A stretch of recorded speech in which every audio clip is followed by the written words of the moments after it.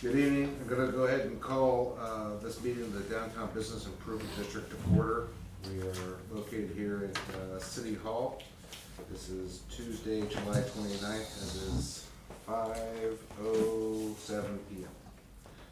Julie, will you help me with a roll call? Yes. Get the list up there, Mr. Chairman. Right.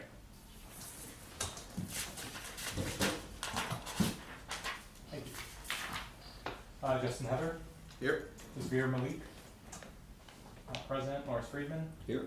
Julian Ortnowski, I'm President, Jack Rutherds, Here. Hilda Torres, not President, Daniel Davila, sorry, President Grayston Holloway. Here. You have a quorum. Thanks, sir. Next on our agenda is citizen comments. We'll leave citizen comments open throughout the course of today's meeting. Obviously, if there's a topic you'd like to speak on, sir, you're more than welcome. Next up, item 4, approval of minutes from our prior meeting held on June 10th, 2025. Those are in your packet or in front of you. Once you've had a chance to review them, let me know, and I'll turn to motion with respect to those. Motion to approve. Second. I have a motion and a second. Any further discussion? Hearing none, all those in favor? Aye. Any opposed? Motion passes. Next up, item 5, discussion items. Item A, presentation by Michael Artburn of utility tax service regarding the process, requisition, and collection of the CLD assessments and all other matters listed up there too. Michael, if you'd like to have the floor and tell us a little bit about the services and the process, would be great. Good deal. Well, good.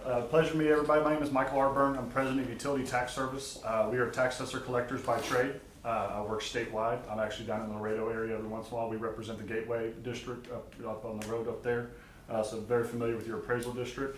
A little bit about our firm. We're coming up on our 21st year. It was started by Mike Artburn, my dad, and then Joanne Ramos, who both since retired. Joanne's youngest daughter, Monica Pena, is my partner. And then her sister works there. There's a lot of family related in what we do. We got 20 employees. We represent roughly about 265 special districts around the state of Texas. So this is our bread and butter, working with the appraisal districts, mailing out tax bills, talking with your constituents. And then each month we'll present a collection report to you once we mail out bills and things like that. But diving into the processes real quick now. We've already activated your taxing authority with the Webb County Appraisal District. I've already received your certified rolls for 2025. Justin sent me over the service plan, so I'm going to send that over to my programmer to where we can go out and pick out just the categories of properties that are going to be assessed on your tax roll, because your boundaries include residential property and things like that, which are not going to be taxed.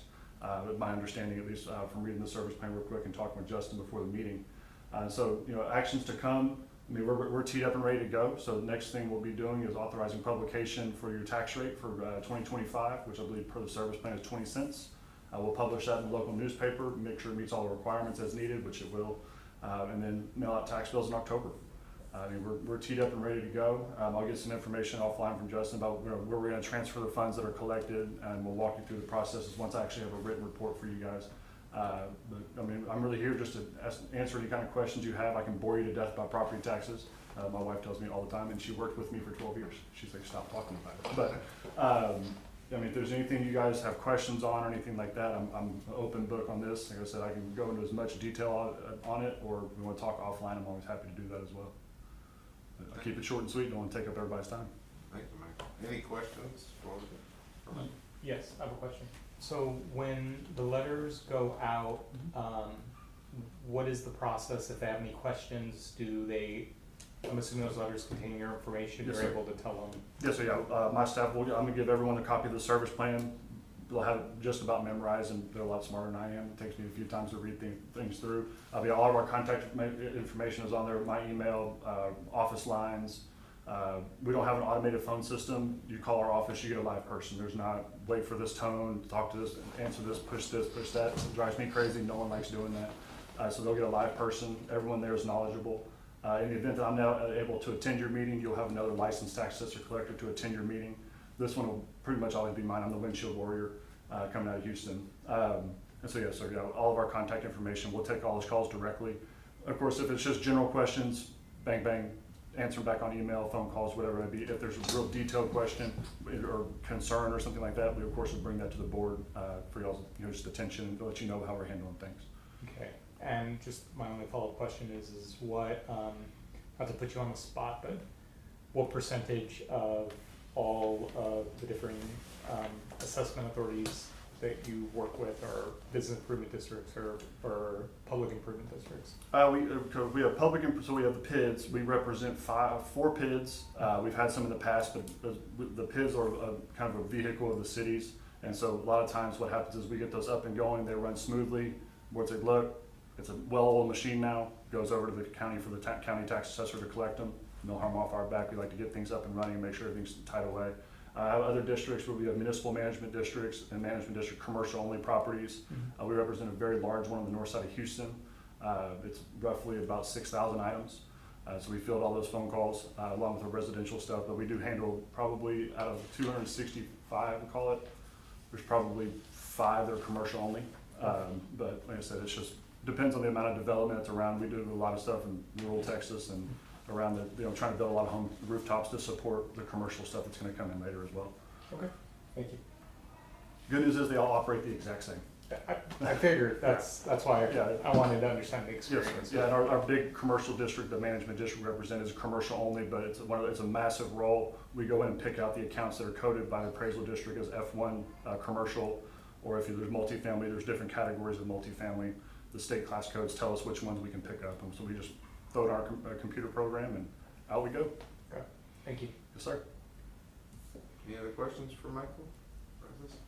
Now, Michael and I did discuss beforehand, we're gonna have some action items next month. Yes, sir. And it's gonna provide us with a checklist and what we'll do, so we'll take a fair amount of action just in order to authorize the imposition of the assessment.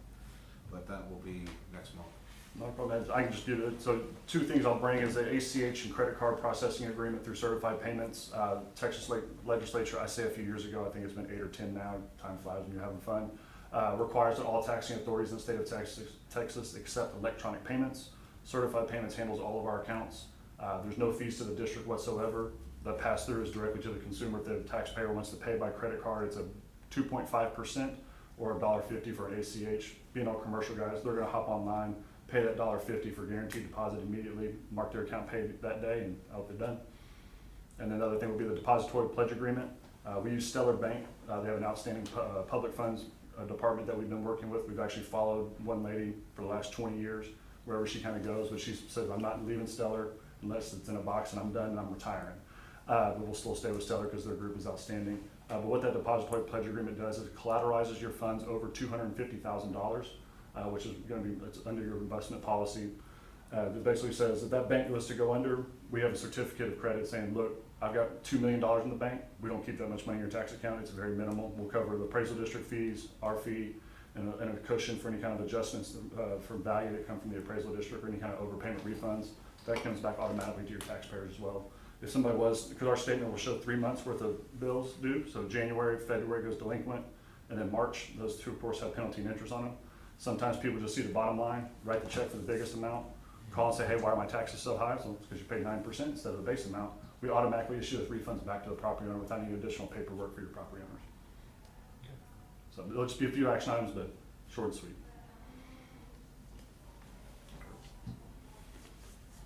Other questions? Works. Good deal. Thank you, Michael. Yes, sir. Appreciate it. Yes, sir. So next up, we have item 5B, discussion regarding the 2025 certified values for the CLMD, previously provided by the chief appraiser of the Webb County Appraisal District, all other matters incident there too. I don't know how much of this is discussion, but I can't remember if I emailed this to folks or not, but I want to provide folks with a copy of the appraisal district totals. Just gives you a breakdown of what downtown looks like within the boundaries of the business improvement district. It gives you an idea of what's going on, obviously just for 2025. I think going back, and as we go forward, sort of measuring how that sort of moves forward, that would be important to see how the downtown business improvement district is hopefully growing, especially on the commercial real estate side. So hopefully that will continue to improve. So I'll let folks review that if they have any questions. I can jump in a little bit on that too, since I'm very familiar with those. There's a page, I think Julian, it's that page you're actually on right there, which is page 5 of 8. That's where your breakdown of your state class categories are. And so you can basically ignore A, B, we'll make sure that there's nothing over 4 units high. Once it hits 4 units, it becomes a commercial property, so we can tax that as well. We'll double check your vacant lots and tracts to make sure that anything that's deemed vacant commercial, that would be taxable. But if it's vacant residential, that wouldn't be taxable. So your big Q number right there is F1, commercial property for 150 million. So when you, so 4 units and less are considered residential? Yeah, small multifamily. Small, and that is not considered commercial? That's my understanding of talking with Justin on the service plan. Okay. And so, yeah, if you just use that 150.8 million, the first district levy would be 301,717. I have a lot of districts that their first year levy is $28. So you're starting off on a good foot, staying in the green. Yeah.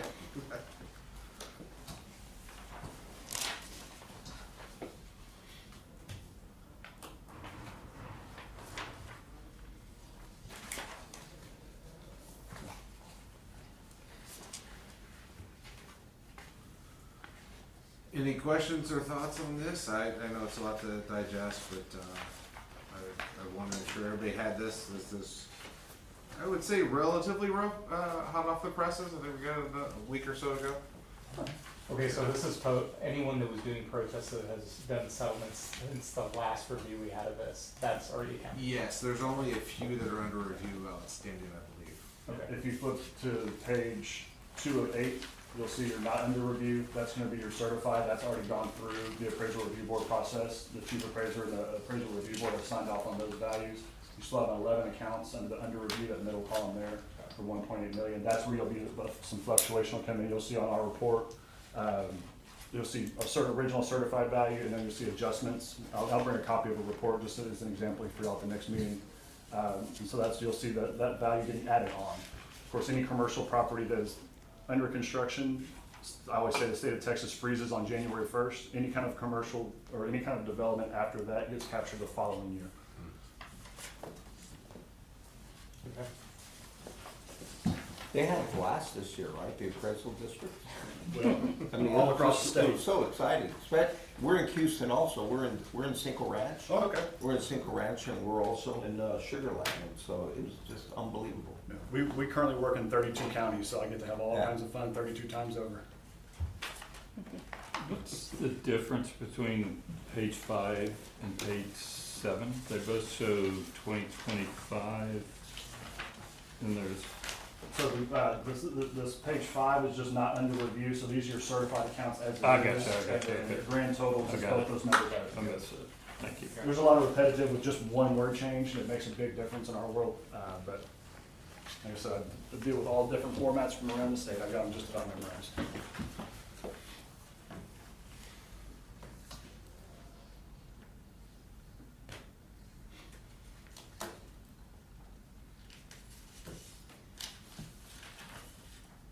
Thank you for joining us, Councilwoman Cigarrola.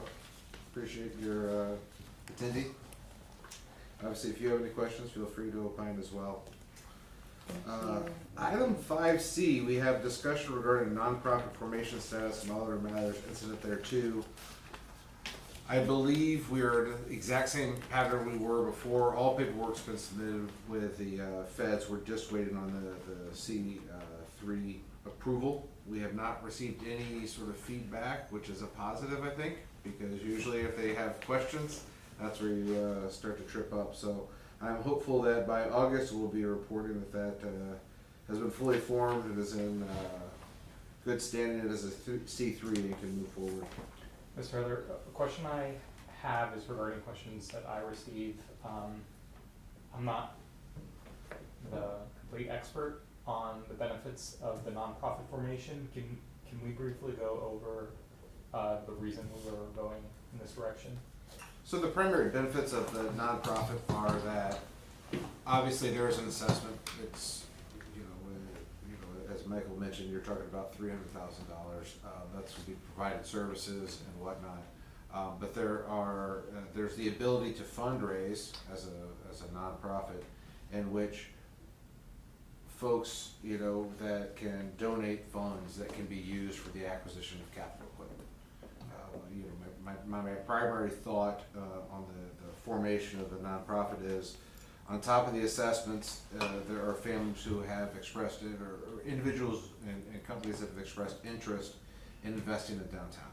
And this would allow them to donate to downtown, whether or not they're property owners or not, and regardless of any assessment, to donate funds for the acquisition of equipment and for other benefits for downtown. And here in this circumstance, when we toured El Centro and San Antonio, even just the little bikes that were sort of spot washers, they were recumbent bikes that were able to go around doing cleanup with something like $25,000.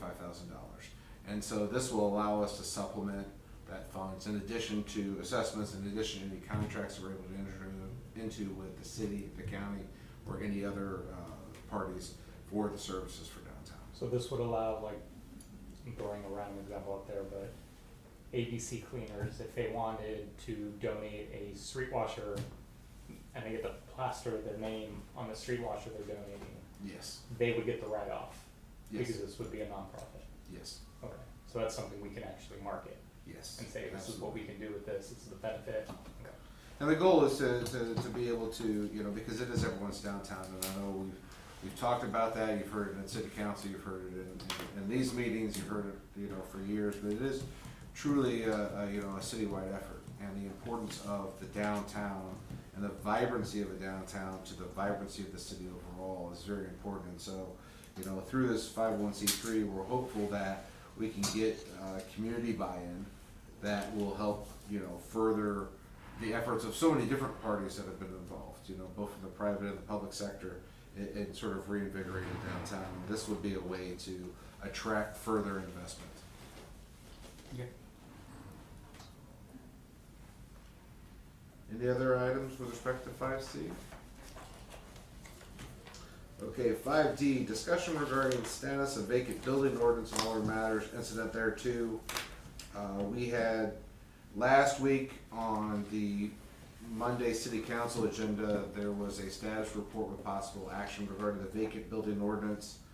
Myself and Julian both spoke on that. Julian, I don't know if you want to, I'm happy to give sort of an overview of that, or, if you want to talk. Well, I about can it. just briefly highlight one of the concerns that I voiced regarding the vacant building ordinance. One, there's been the narrative by the city that this vacant building ordinance was created with the intake of information from property owners, and that was not the case. There were some property owners that were told about it, but there was never some outreach. There was never other property owners that were spoke like a outreach program to let them know what they were considering doing.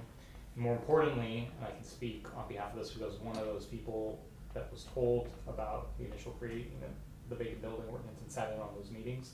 This wasn't meant or ever was supposed to be the whole carrot and the stick. It was never meant to be a stick. It was mainly meant for property owners to self-report so that we can have a database of knowing which properties are vacant and not. And that was it. It was never meant, or from what it was told to us at the time by city staff, is it wasn't structured to fine you if your building was vacant. And that being the only fact of the matter. And that's how the city went about and ended up implementing the ordinance. They then, after they implemented the ordinance, they never enforced it, recently decided to start enforcing it, and in doing so realized there was some holes here and there in the ordinance that I guess was rushed or put up there. For example, it says the boundaries is downtown Laredo. Usually, I think, Justin, you can speak on that, that's not how ordinances work. You actually have to give boundaries because at what point does downtown start and end? So right now, even though the city says there is a map, when you go to when it was passed, it says see Exhibit A or Exhibit B, and when you go to the meeting when it was passed, there is no document exhibit A or exhibit With B. boundaries. There's no map. Yeah. So that is an issue. I don't know if they're gonna be able to enforce it for that reason. You go on their website, now there's an exhibit A. I don't know how you Popped can, up. how you can do that when it wasn't passed during the council meeting with it. The big concern, and I expressed this to Justin, is, and I gave this example because we ourselves had a property where I said, this is just us, I'm afraid of what this means for the entire downtown. I'm a real estate professional, I've studied history of real estate. I'm sure there's people in this room that know the histories of the 70s and 80s in New York City and what happened there, the famous term, the Bronx is burning. Mhm. It was when there was heavy regulation and not that much opportunity. Property owners started either burning down their buildings, I'm not suggesting that that's gonna be the case, but they were also demolishing them, so they didn't have to pay the taxes, the insurance, everything else. It's a lot easier. It's a lot easier, and I actually gave the example at the city going, when you have a building that requires possibly $100,000 of improvements just to get it to a leasable state, yet economically, there's no opportunity to lease to anyone, there's no one that's leasing. Suddenly, that property that you own, that you have to sink $100,000 into, suddenly you start asking, well, should I demolish it for 20? Yeah. And then now I don't have an issue, and I'm not getting fined every year like the vacant building ordinance is implying. Now, the city did say, at the Economic Development Advisory Committee that I sit at, that they were gonna go back out to the public and receive some public input. I'll pass it on to Justin, I think you spoke at that very limited public input where they spoke to him and one other person and didn't do any other community outreach. What was the discussions had? Because it doesn't seem like any of it made it to the amended ordinance that they tried pushing at one point. Yeah, there was a meeting with myself and the chair of the TERS. We spoke to city staff about the vacant building ordinance and our concerns. And we had shared a draft of the ordinance. We later received a draft from them. Main reason why we showed up last Monday was the agenda item did say with possible action. And, we wanted to be able to at least be there and speak if they were gonna move forward with it, as amended, because the draft didn't capture what we had discussed, which was, the costliness of compliance and some of the other changes that were made. So, Julie and I spoke during last week's city council meeting, and ultimately the city council, moved to table the amendments to it was a little vague whether it was a tabling of the vacant building ordinance or tabling of amendments to the vacant building ordinance. So to me, it's a little unclear. It's still technically on the books though, so I think there's going to have to be further discussion with either the city and city council regarding whether it's going to be enforced, and if so, in what area and under what terms, because in addition to lack of a map, the timing is different. And so the ordinance as adopted in 2021 had the free registration year was 2021, and then it established a fee schedule for 1 year after that was X, 2 years after that was Y, 3 years after that was Z, and sort of going forward. And so, technically, we are in year 3. If based on that date, are folks going to be receiving bills for $750 on January 1? But you couldn't even register your building because there was no department that existed to register your building back in 2021. Right. I know some people got registration letters in December of last year, January of this year. I know that for several of our buildings we did not. And so I think there's going to have to be an ongoing discussion, and the indications were that the city was going to help folks to get through the registration process and make sure that moves forward. So I think there's going to be more discussion on the topic, but at least for right now, the sort of increase in fees has been tabled. That had been proposed has been tabled for now. So I think there'll have to be more discussion if ultimately the ordinance is going to be enforced, because I do think there are some, what I'll call fatal flaws, especially with respect to the lack of a geographical boundary The information on the website for buildings department, the map that's there is different from what I've been told by other folks from city staff about the area that is subject to the ordinance. I've been told Central Business District, which is a little different map than that, which is on building services. So I think at a minimum, the city councils need to clarify where it gets enforced, because those people who are gonna be asked to pay it are gonna say, well, I don't have a map, you know, what says I'm here, at a minimum. Julian mentioned that that particular exhibit is already in it, correct? When you say As it's far in- as far as, if you go to the city's website and you look up the vacant building ordinance, Mhm. it includes a map. A map.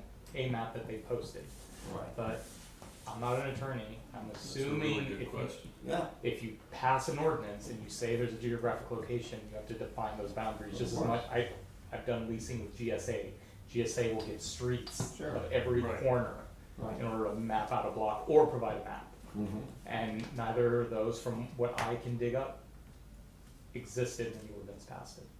It references a map, there was no map that would attach. So in short, I think there's gonna have to be more discussion before actual fees are assessed and collected. But staff's position is they're gonna move forward with enforcement.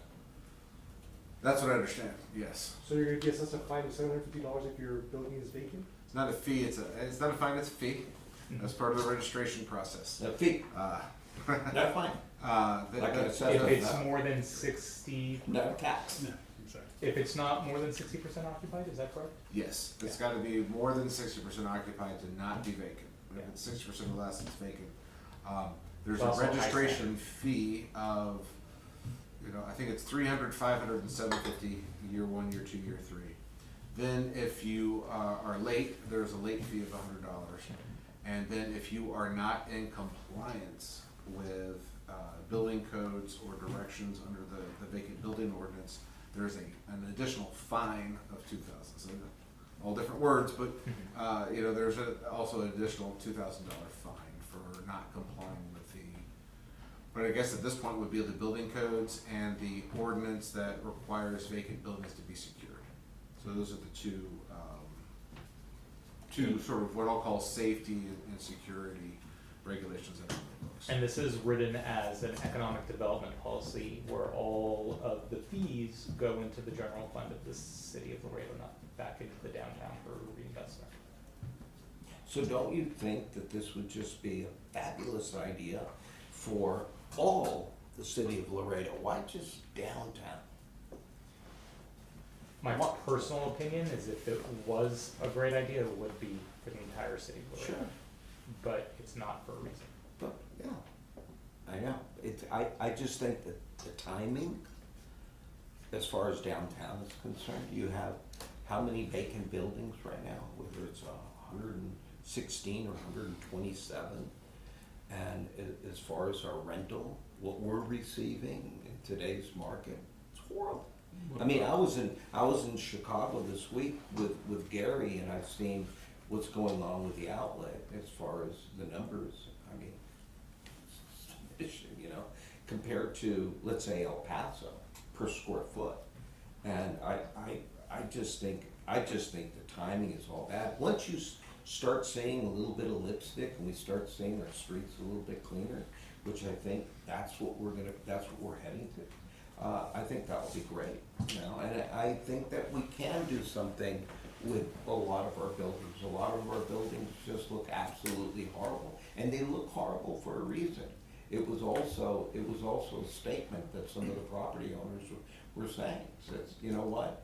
Once we get better protection, once we get the city to go ahead and start doing this as far as improvements to just the streets and lighting and what have you, we'll get the attention this way. You know, our guy, his cousin on his empty buildings, he said, Larry, I'll be more than happy to do anything I can do to our building. There's no people, there's no tenants right now. It's just not there. You have your own buildings. No, and that's something, the first time I went to council to voice my concern against the ordinance, I highlighted, you know, not to toot our own horn while we're up there, but we had a building that we did a complete renovation, gutted out completely, brand new HVACs, electrical, everything. In other words, I would say this is a gold standard of a space that is available in downtown Laredo. And we went from fully occupied in 2020 to losing the majority of our tenants, with the last tenant now struggling to pay their rent. Mm-hmm. So in theory, and actually possibly a week from now, we may have 0 people in there, and that's a building that's up to code. It's probably a grade A standard when it comes to a commercial space, and I can't find a tenant. So in the example of the vacant building ordinance, and this is the biggest concern I have, not just as an individual, but on the doesn't make sense, is the conversation of the city for the vacant building ordinance is about, you know, if we get property owners to fix their buildings, then they'll lease up. But that was the question I then proposed to the city, is if we do have brand new renovated buildings and those are struggling to lease, maybe we have a more macroeconomic problem. And it's not just about fixing up the buildings. We Mhm. have a issue with the downtown, and that may not, and I think it's compounded now nationally, because I think we all can agree there's Right. rumblings of a recession at this point, with the cost of everything going up. Not to mention the cost of now redeveloping buildings, because materials are going up because of Exactly. tariffs. Everything has gone up. Well, Right. The, what type of tenants did you have in that building? What business? They were all bars. Okay. Because the other thing, and I think you're probably thinking about this too, is you spent the money to renovate the building, now it's sitting there empty, deteriorating. Yeah. And, you know, that's another disincentive for property owners. But I think one of the things that nobody's mentioned yet is, what are crossing figures now compared to, and even, you know, what would sales tax figures be in the downtown as far as revenues generated between when the ordinance was initially passed and where we are now, and it's like everything's stacked against property owners that you want us to go out, or the city wants them to go out and spend this money, not be able to rent it. Even if they do rent it, there aren't customers coming across the border, because downtown is still, in my opinion, very much reliant on customers coming across from Mexico. So it's like, spend the money or pay us a fee, but you don't have any customers. I didn't finish making this point on why this ordinance truly freaks me out. I mentioned New York City in the 70s and 80s and those buildings being torn down. I'm speaking as someone that has recently renovated a building that has a great situation. I'm still scared of the ordinance, not because of the fact that it would be penalizing us, but the fact is, what makes downtown unique from every other part of the city is its history. And what I see in this ordinance is an incentive for property owners to tear down their buildings. Mm-hmm. And as a property owner that has a renovated building currently, I don't see this ordinance getting those other property owners to fix their building. I see them demolishing them for that reason. And that's not gonna help us collective as owners that want to invest. If the downtown is now filled with a bunch of empty lots. Yeah, I was gonna say, you'll have your cake there, you know. Now we have parking. Parking for nothing. Yeah, exactly. And that's the concern of the ordinance. It's not an economic policy. It's almost a disincentive Yeah. to invest. Well, actually, you bring up a good point. Parking would probably be more lucrative for a property owner than renovating a building and trying to lease it. Especially at this point. Now we're gonna turn our downtown into Swiss cheese. Yeah. And then it's not gonna be unique anymore. Yeah, well, And then we're gonna exactly. just be another part of the But city. you see, this is why the city needs to see this from a different perspective. Just like what you just said right now. That we will not be unique. That's just it. And everything that we've been trying to do, before I made you, okay? Well, that's a long story, but anyway, you know, the thing is that change is starting to happen today. We're seeing more and more young people move in to our downtown area. They're looking into our downtown area. I think that eventually with housing, apartments and lofts and your little restaurants, it's definitely gonna happen. It might take longer if we're gonna have all these obstacles in front of us in order to develop these properties. I mean, I'm saying it. It's like before just what we went through with our assessed valuations of our property. I kept on telling everybody, how can this be? How could this property, just the land, be valued at $30 a square foot, where the busiest intersection up north is valued at $5? What's wrong with that picture? It's like, why are they doing this to downtown? It's like they don't want it to develop. You know, I don't know. I have no idea. We're still at it though. We're not giving up. I'm not sure if but so, oh, and then to fully update everyone here, I did go to what the city did this past Thursday, which they called it Vacant to Vibrant. I was assuming, Jim was there too. I was assuming that was gonna be about kind of updating about this ordinance. They didn't talk anything about this ordinance. Nothing at all. No. Okay. So, right now as it stands, it seems like city staff are taking a position that they're just gonna enforce what's on the books. I just don't, Mm-hmm. at the end of the day, what the big concern I just have is this, I don't think it's an economic policy. I don't think it incentivizes. Sad. And I do think as a board, we need to press council. Hi. Oh, Alyssa. Hi. To, My colleagues. yeah, yes. Our councilwoman that represents our districts has been very supportive, even though she has not been allowed to talk at council because she owns property in her district. So apparently it said she's not allowed to speak on this agenda item, so making it very difficult to support us. But the beauty about the downtown is I think all of us as property owners don't always live in the downtown, and we live in other districts, so all these other council members do still represent us in a way, so we do need to make those calls to the other council members. And I think a request needs to be made to halt this ordinance.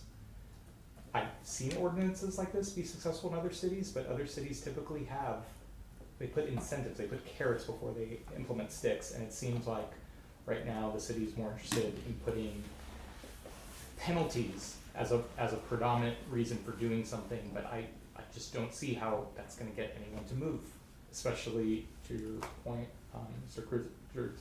We're gonna spend all this money to fix a building, and we all know those improvements typically have 10 to 15-year lifespans, and then we have to do it again. So no one's gonna build a spec building, hope someone's gonna lease it, when proof right now is we have a more economic issue than we do buildings that don't have an escrow payment. Yeah, simple supply and demand, there's a whole lot of supply, and we've gotta change the economics to meet the demand. For a number of reasons. Yeah. You know, I'm just gonna say this really quick on some of the buildings in the downtown, on Convent that I was involved with. You know, if we had 10,000 square feet and it was producing $38,000 a month, so that same property today is producing $5,000 a month. And I'm another 12,000 square foot building, on Friday, we signed them up. We haven't, the owner of the building hasn't signed yet, but it was a building that's producing $15,000. It's gonna take $2,200 rent.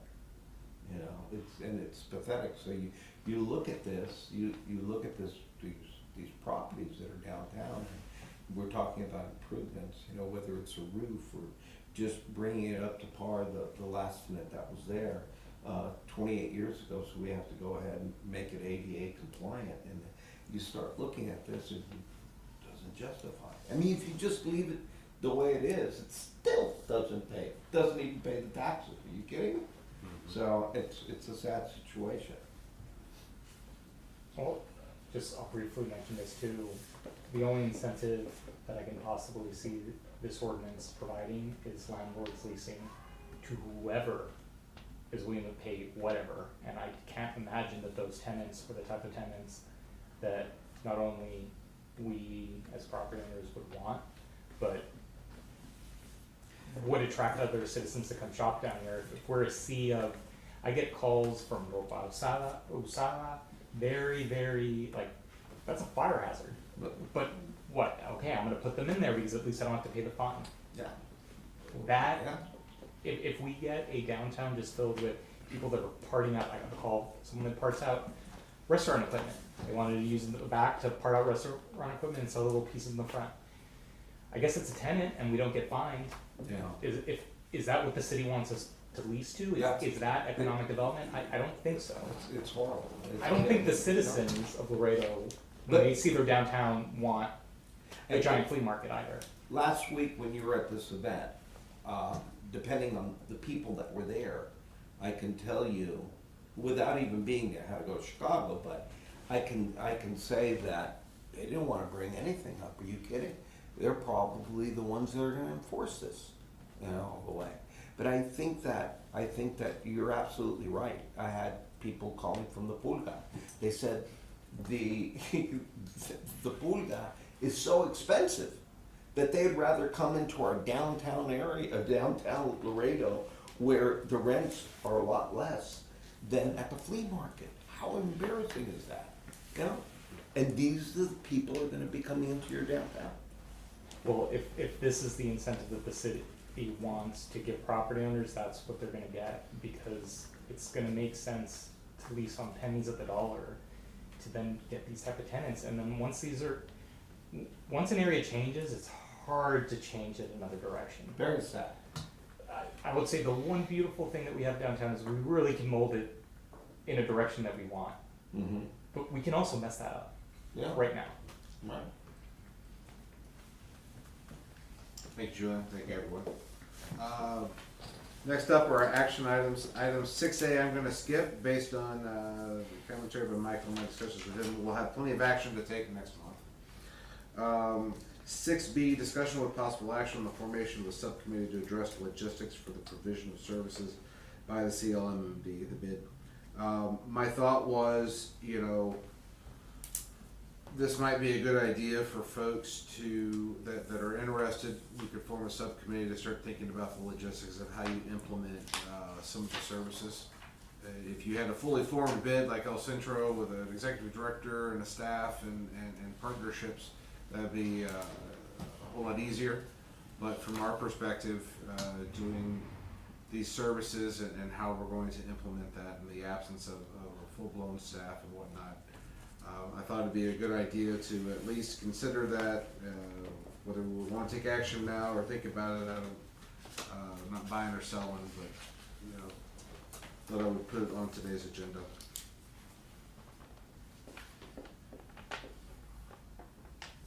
So can you define address logistics for provisions?